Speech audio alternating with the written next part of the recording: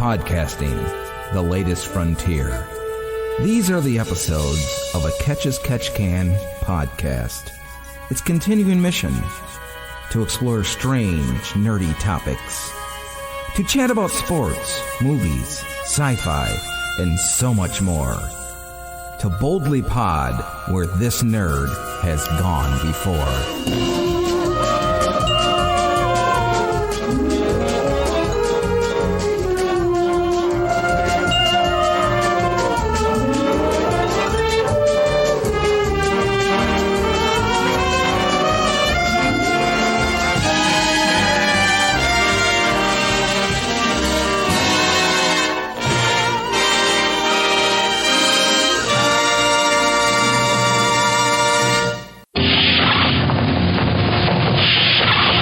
Captain's Log, pod date 0602.19.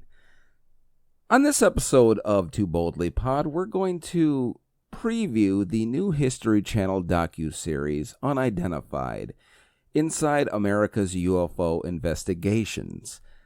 We're also going to take a look at the new Michigan basketball head coach, Juwan Howard.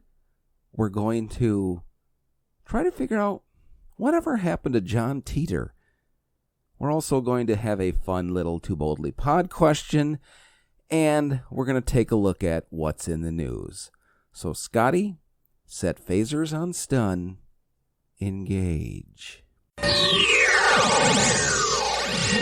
Now, most of you know I'm a huge buff of UFOs or unidentified flying objects, and it stems from a young fascination from when I was young to an actual experience that I had when I was 15. But the History Channel debuted a brand new 6-part docuseries this past Friday, and here's the trailer for it.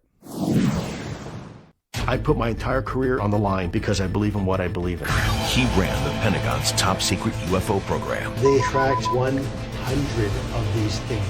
Leading a team of government insiders. People from the CIA, the Department of Defense, all wanted to be a part of this. Who for the first time have come out of the shadows. My God. To reveal what they know. I don't really care if it's a threat, it's a threat. Unidentified, Inside America's UFO Investigation. It's called Unidentified, Inside America's UFO Investigation. And I'm not going to go into too much of the first episode just yet. I think I'll wait until all 6 play out, and then I'll come back on and talk about it. Because the first episode was basically just setting the stage, introducing you to all the players and whatnot. But I'm really hoping that this is not your run-of-the-mill UFO program where you basically get all the things that you normally get from typical UFO programs. Now, I will say I am sort of partially excited about how it's going to start because Tom DeLonge of Blink-182 was the sort of co-host / executive producer of the show. So he's kind of an outsider into your standard paranormal investigation History Channel team. So I'm really hoping that this, I'm not saying I am looking for something to lead a lot of credence to ufology, but this is something different, and I really hope it ends up being something different and not just your standard everyday, you're getting the same thing over and over again UFO program. So if you're watching it and you would like to come on here and give me your thoughts or just share your thoughts on Facebook or Twitter, let me know on Facebook or Twitter at Too Boldly Pod. Now, this week's sports topic may be a bit centric for most of you that listen to this podcast, and if it is, I apologize, but I hope you can sort of correlate what I want to say with a team that maybe you root for or you pull for, and you can sort of juxtapose my point here to what I'm about to talk about to maybe a situation that you have been in or possibly will be in at some point. And what I'm talking about is, if you follow sports or college basketball in general, you'll know that this past week the University of Michigan hired former Fab Five player for the University of Michigan, Juwan Howard, as their new head basketball coach. And why they did that is their former coach, John Beilein, resigned and took the job as the head coach of the NBA's Cleveland Cavaliers. Now, before I get into talking about it, I put a little Facebook poll up a few days ago, and I just simply said, Michigan fans, are you happy with the Juwan Howard hiring? And not surprisingly, the poll ended exactly on a 50-50 split. Now, I will say there were a couple of people that replied or answered that, I'm not sure how, maybe there's big basketball fans, which I'm sure they are. But the other thing is there's a couple of them on there that I know are Michigan State fans. So they answered yes, because your big rival, thinking you're hiring an inexperienced, untested coach, they're going to walk all over you. So maybe, maybe not. If you are one of those State fans that answered yes and would like to come on here and tell me why you answered yes, I would love to have you on here and talk about it. But let's just go with what the poll said. It said 50-50, so half the people out there are happy about the signing and half the people are not signing. And I totally understand and get why people aren't happy. Now, my buddy John did comment that just because you played at Michigan doesn't mean you're a good coach. He has very little experience other than playing. He hopes for the best, but he is a bit skeptical. You know what? I'm kind of that way too, but I do know that he is held in high regard in the NBA as an assistant. Doesn't mean he's a head coach. He's a rising star in the NBA coaching ranks over the past 7 or 8 years. And that doesn't mean a damn bit when it comes to the fact that he is not for a moment, not one game, not for one period, not for one half has he ever been a quote-unquote head coach at any level, whether it be NBA, college, high school, AAU, or anything. So who knows what kind of head coach Juwan Howard is going to be. The people that are excited about it, are they possibly just excited because he's a young, up-and-coming next big coach, possibly? Are they excited because he's a former Michigan basketball player, a Fab Fiver, coming back home, per se? Are they excited because he has connections to some of the NBA's royalties and maybe he has his foot in the door to recruiting the royalties' kids? I don't know. So here's my thought on the whole process. I'm kind of leery about them hiring Juwan Howard, but I'm not going to go as far as to say it's a stupid hire. I mean, you're not going to get John Beilein 2.0 after John Beilein just retired. He built this program into something special, and I know the naysayers are out there say, you know, he took this team to 2 championship games in the past 12 years, and you're hiring somebody with absolutely no head coaching experience, not to mention no coaching experience in college. And it's pretty common knowledge that coaching in the college ranks is pretty much a 24-hour-a-day, 365-day-a-year job, whereas the NBA is more of a coach and go home to your family gig. So I don't know. I'm willing to give him the shot. Maybe his youth and vigor will be something that will pan out. I mean, a lot of people talked about how he failed in the introductory press conference, but you know what? A lot of people fail in press conferences and turn out to be just fine. So, we had a president in this country about 20 years ago, a little less than 20 years ago, that wasn't exactly the greatest public speaker in the history of public speaking. And you know what? Some people don't like what he did, but all in all, I think he did an okay job. So I say, you know what? Let's just give Juwan Howard a shot. I'm leery, but I'm willing to give him the benefit of the doubt and see what he can do here at the University of Michigan. If you have any thoughts about the Juwan Howard signing, let me know on Facebook or Twitter at Too Boldly Pod, and we can revisit this on a later podcast.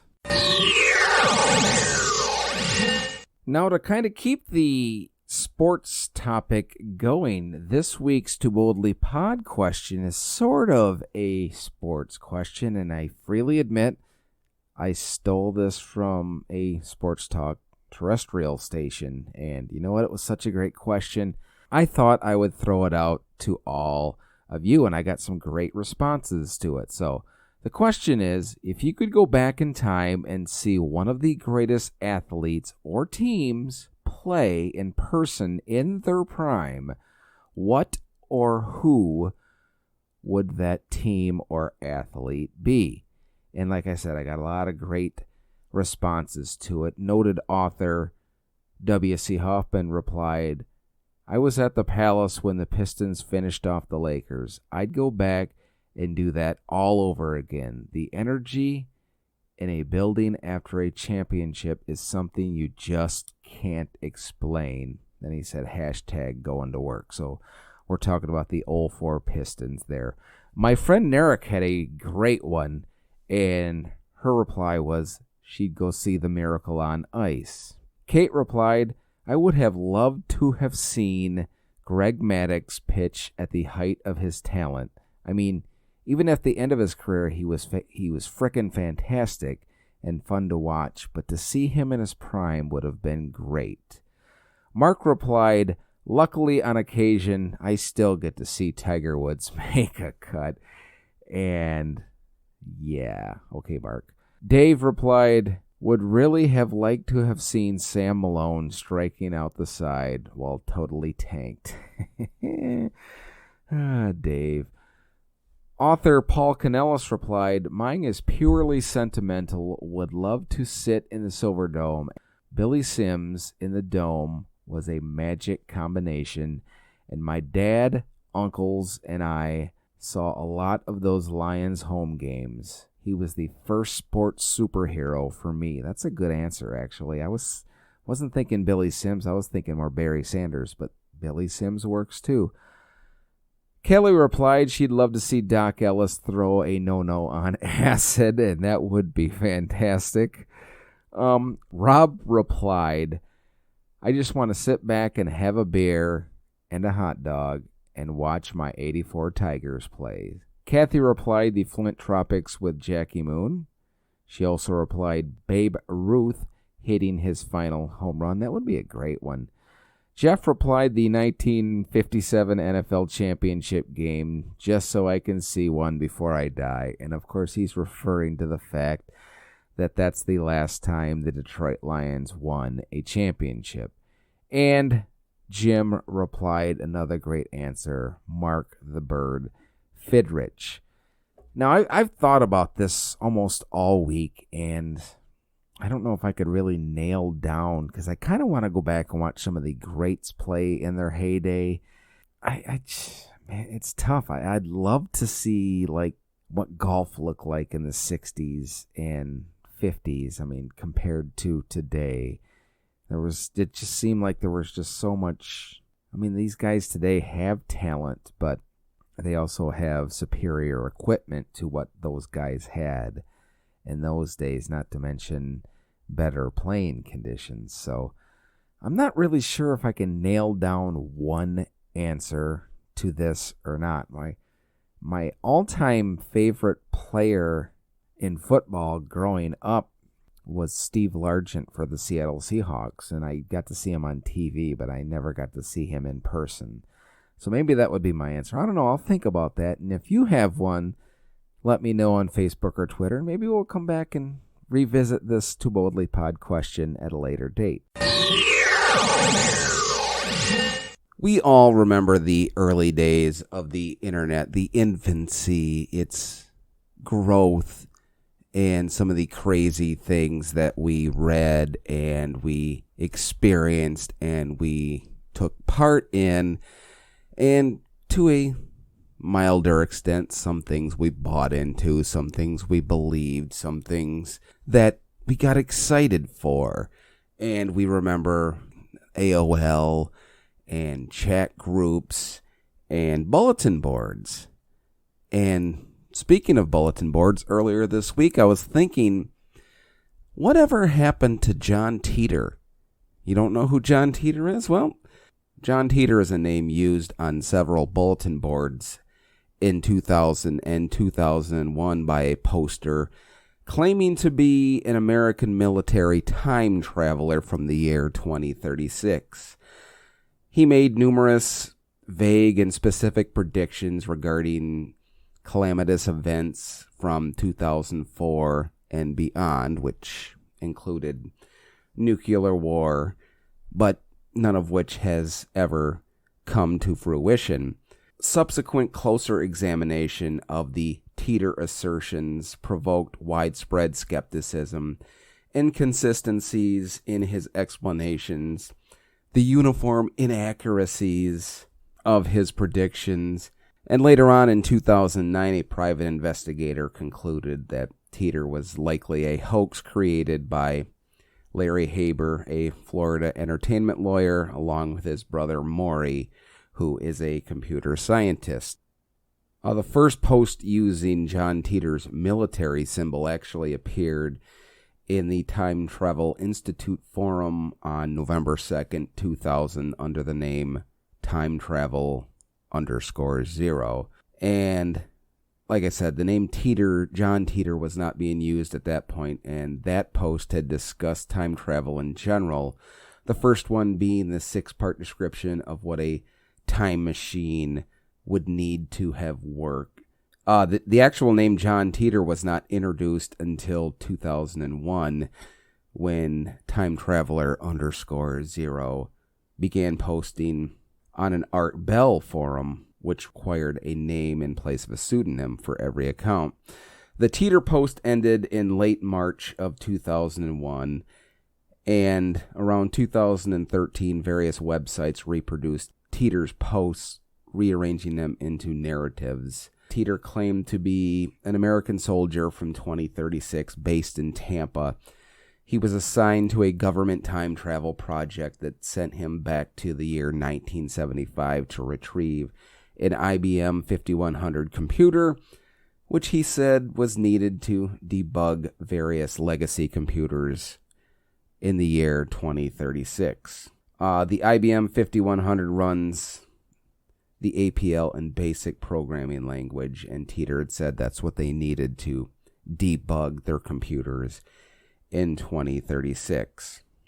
Titor had, even though he'd claimed he time traveled in 1975, he claimed that he stopped over in the year 2000 for personal reasons to collect pictures lost in the future Civil War and to visit his family.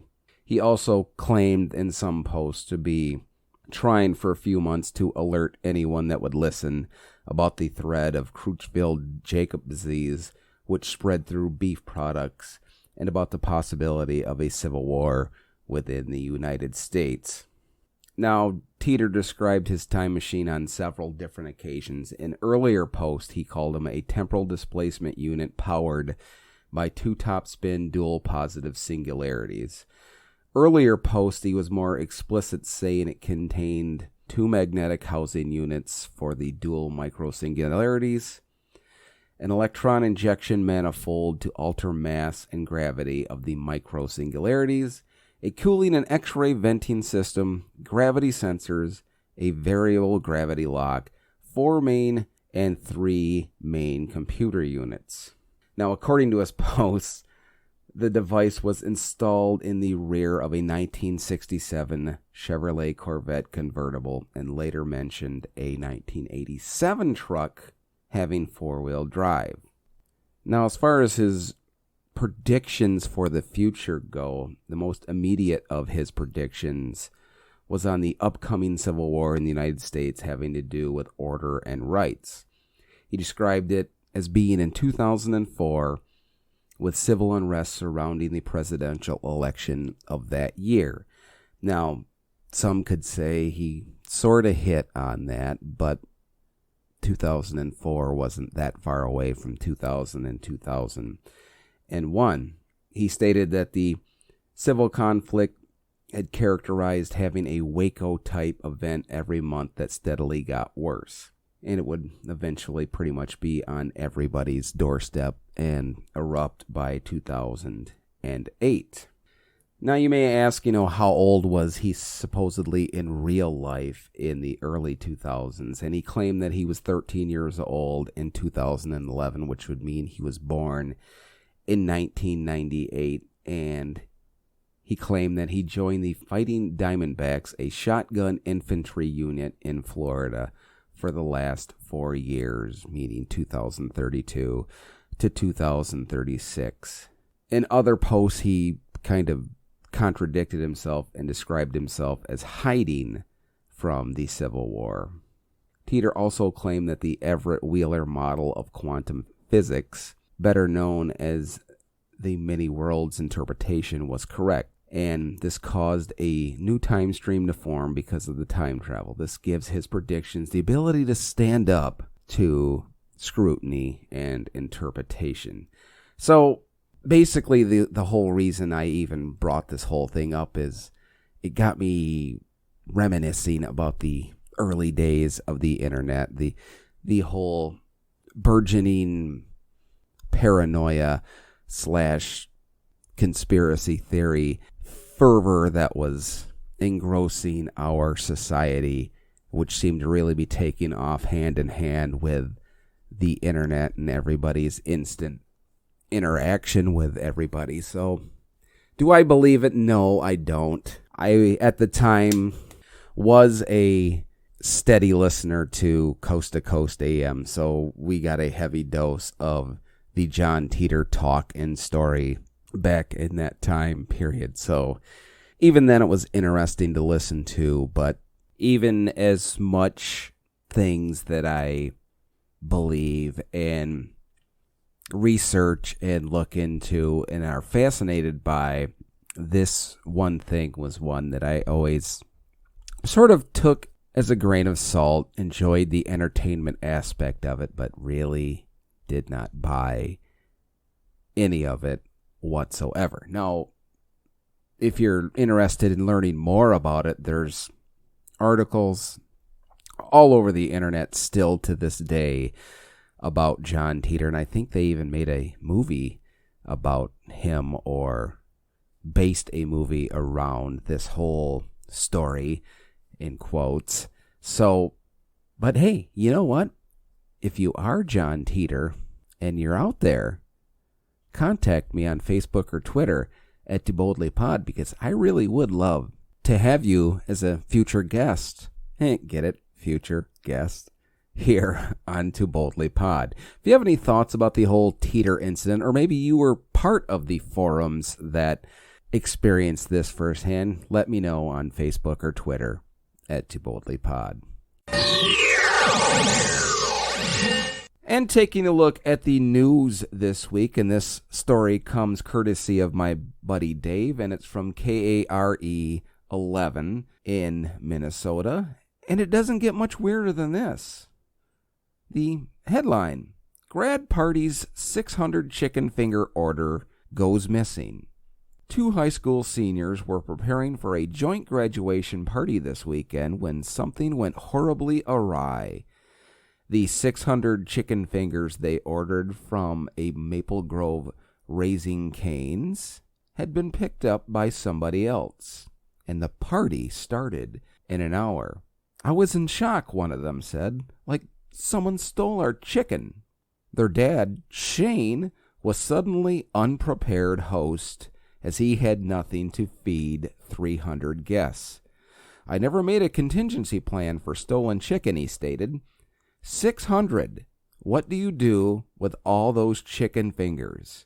They didn't file a police report, and Raising Cain hasn't either, though a spokesman told us they were investigating what happened. Now, the manager of the location did make good. He made sure they had 600 brand new chicken fingers to feed their graduation party. He started them off with 200 right away and had 400 more within an hour. That was the amazing thing, they stated, was how fast they made that much. And now we can just laugh about it. It's so funny, they stated, that nobody can really believe it. Okay, first off, how do you walk out with, even say, they accidentally give you the wrong order and you walk out with 600 chicken fingers?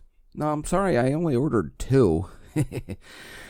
And then once you realize your mistake, why wouldn't you return it? Just makes me really wonder about humanity. Somebody's chicken fingers and you almost ruined a graduation party. What the hell is wrong with mankind? And that's going to wrap up another edition of Too Boldly Pod. I hope you enjoyed our preview of the new History Channel docuseries Unidentified, Inside America's UFO Investigation. And if you watched the series and want to partake when it concludes, we'll come back and discuss it in a later podcast. I hope you enjoyed our little discussion about the new Michigan basketball head coach, Juwan Howard, and our look at whatever happened to John Titor.